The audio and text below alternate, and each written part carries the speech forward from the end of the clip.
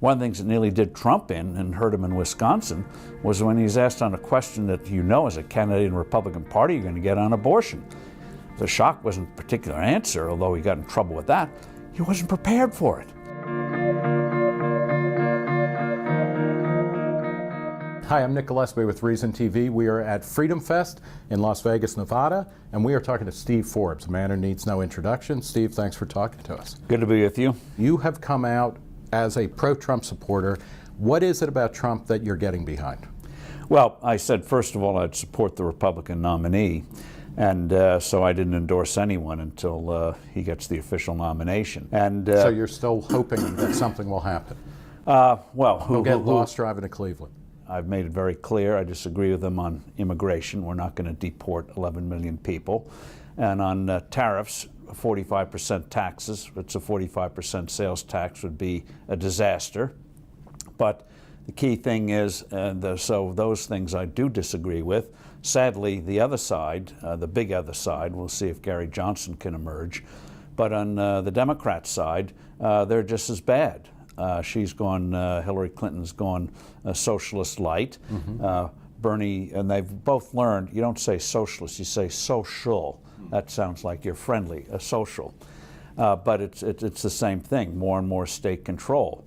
Trump's tax plan, especially now that Steve Moore and Larry Kudlow are working on the thing, should be a more pro-growth. And Paul Ryan in the House wants big tax reform. I think what they're going to find, assuming Trump wins, that on the tax side, Trump does not have much emotional and energy invested in it. So if you come up with something, he'll sign it. Trump has a particular persona as a presidential candidate. Does that differ? You've known Donald Trump since the 80s. How is he when he's not on the kind of presidential chicken circuit? He can be very charming when he's in negotiations about something that he cares about, but he also knows how to play in one person, good cop, bad cop. 1 minute, your friend, next minute, he's going to hit you hard.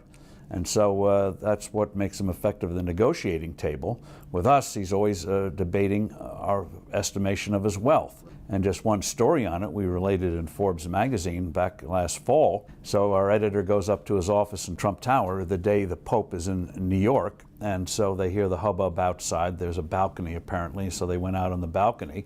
A lot of Latinos with the Pope from Argentina. And so there were some cheers for Trump, but a lot of boos. He turns to the editor and says, you see, 90% approval.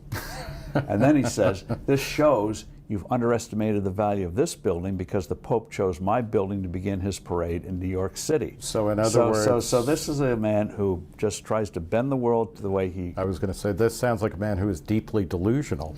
No, with Steve Jobs, and we pointed this out in the story, this can cut both ways. It was the same thing. He had a vision for a product, and he would just bend until it came about. And where that goes, that absolute will goes, is very, very interesting. Do you worry? I mean, Trump has... You worry about anyone who gets that office. Well, and one who hasn't... Reagan was, in effect, spending a lifetime, even if he didn't realize it, prepping for the office he eventually occupied. And in Trump's case, there's a lot of unknowns, and he's gotten in a lot of issues where he realized you just can't be off the cuff on it. You've got to...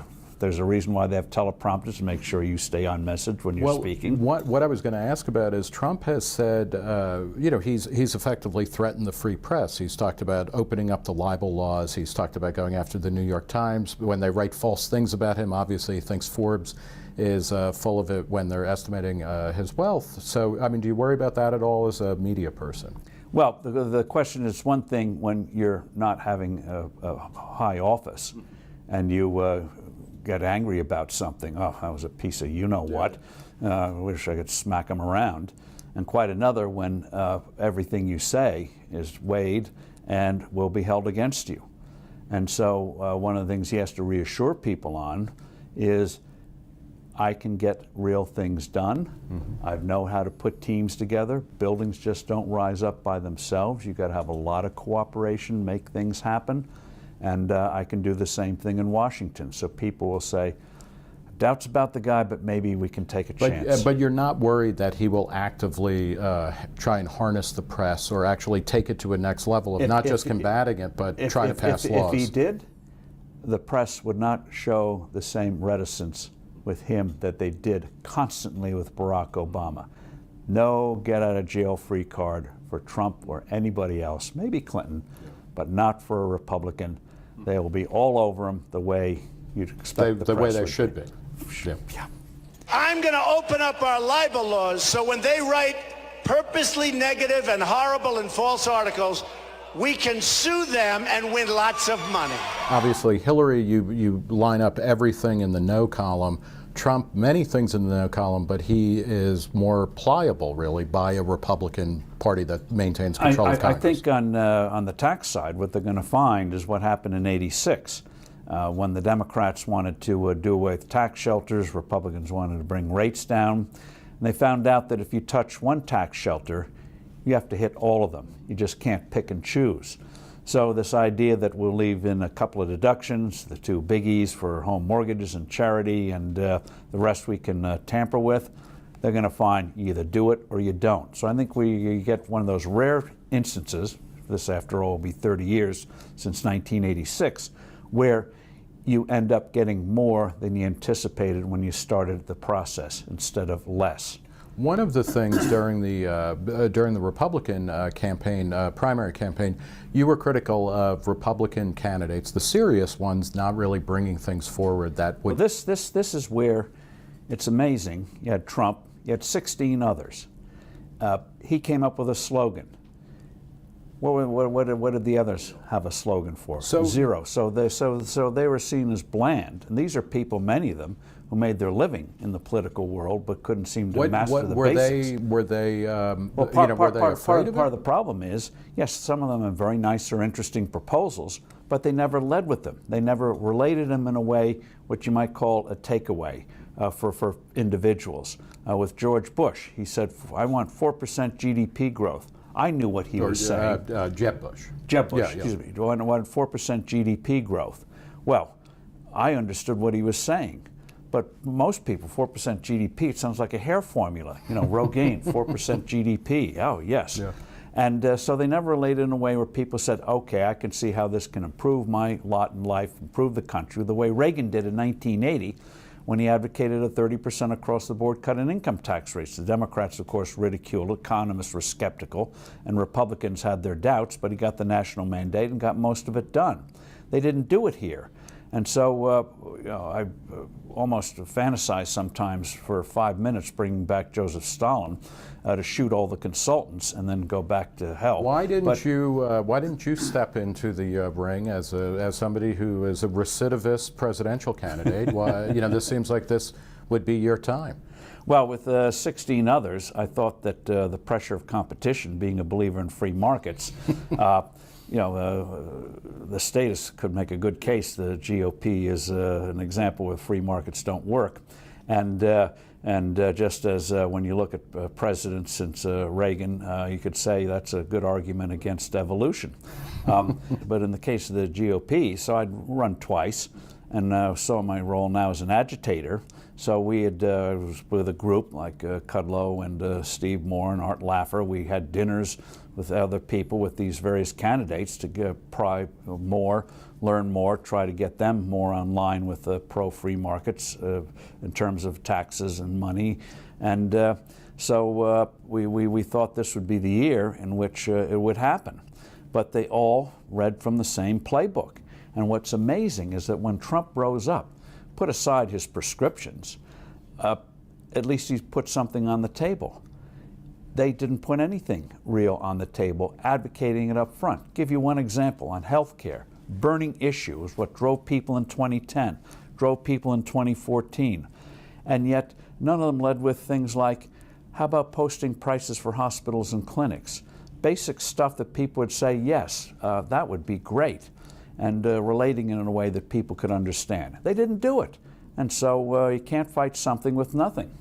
Talk about one of your other, I mean, you talk a lot about healthcare and about bringing actual market forces and at least market signals into healthcare. Another obsession of yours is the Fed. What is the role of the Fed currently in the sluggish economy? Well, but they're trying to control the U.S. economy through manipulating interest rates and buying a lot of bonds.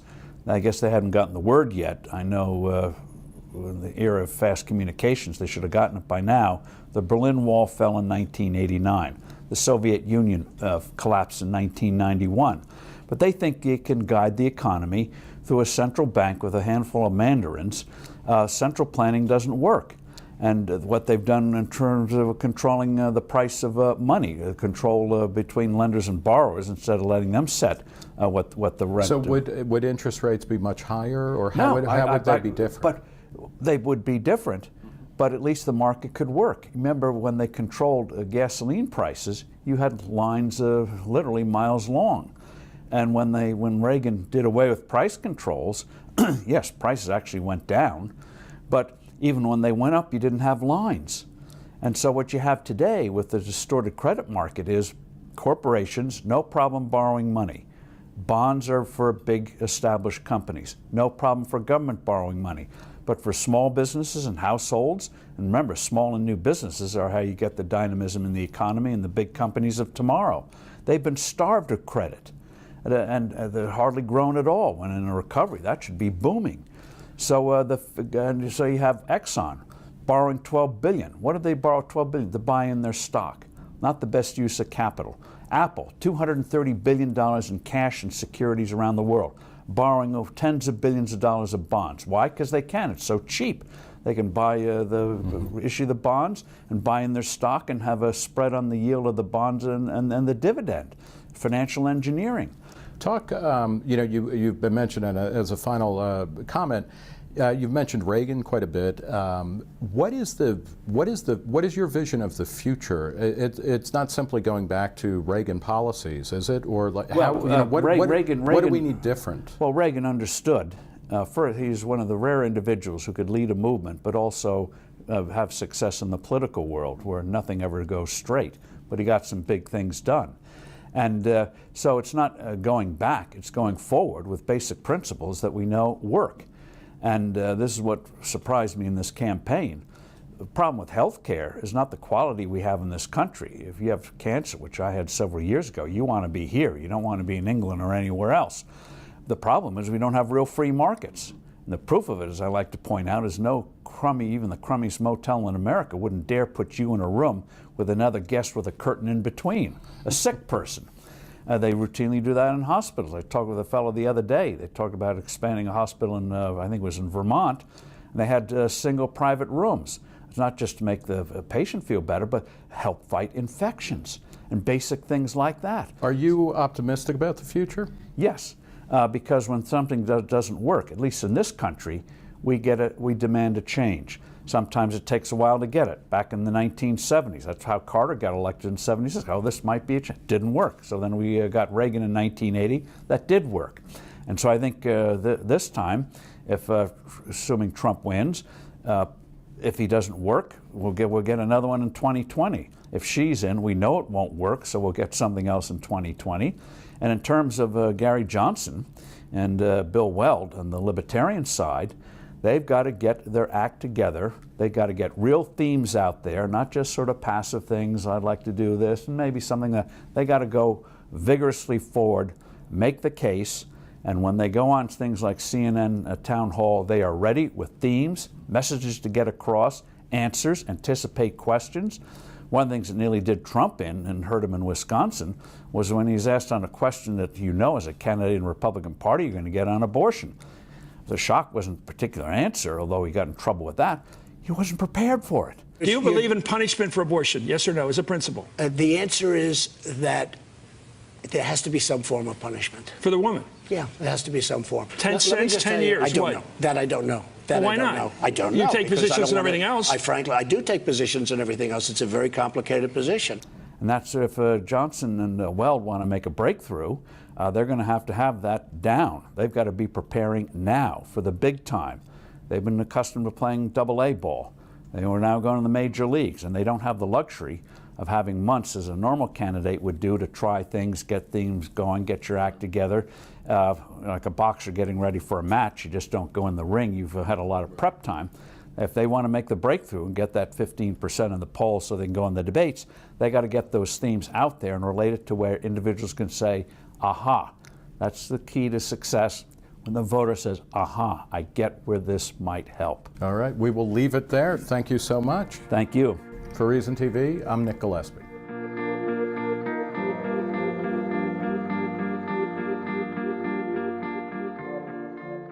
One of the things that nearly did Trump in and hurt him in Wisconsin was when he was asked on a question that you know as a candidate in the Republican Party you're going to get on abortion. The shock wasn't a particular answer, although he got in trouble with that. He wasn't prepared for it. Hi, I'm Nick Gillespie with Reason TV. We are at Freedom Fest in Las Vegas, Nevada, and we are talking to Steve Forbes, a man who needs no introduction. Steve, thanks for talking to us. Good to be with you. You have come out as a pro-Trump supporter. Thing is, so those things I do disagree with. Sadly, the other side, the big other side, we'll see if Gary Johnson can emerge. But on the Democrat side, they're just as bad. She's gone, Hillary Clinton's gone socialist light. Bernie, and they've both learned, you don't say socialist, you say social. That sounds like you're friendly, a social. But it's the same thing, more and more state control. Trump's tax plan, especially now that Steve Moore and Larry chicken circuit. He can be very charming when he's in negotiations about something that he cares about, but he also knows how to play in one person, good cop, bad cop. 1 minute, your friend, next minute, he's going to hit you hard.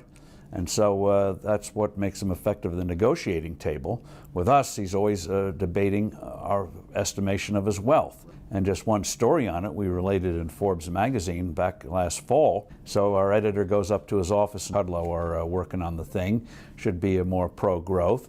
And Paul Ryan in the House wants big tax reform. I think what they're going to find, if assuming Trump wins, that on the tax side, Trump does not have much emotional energy invested in it. So if you come up with something, he'll sign it. Trump has a particular persona as a presidential candidate. Does that differ? You've known Donald Trump since the 80s. How is he when he's not on the kind of presidential? What is it about Trump that you're getting behind? Well, I said, first of all, I'd support the Republican nominee. And so I didn't endorse anyone until he gets the official nomination. And so you're still hoping that something will happen? Well, he'll get lost driving to Cleveland. I've made it very clear I disagree with them on immigration. We're not going to deport 11 million people. And on tariffs, 45% taxes, it's a 45% sales tax would be a disaster. But the key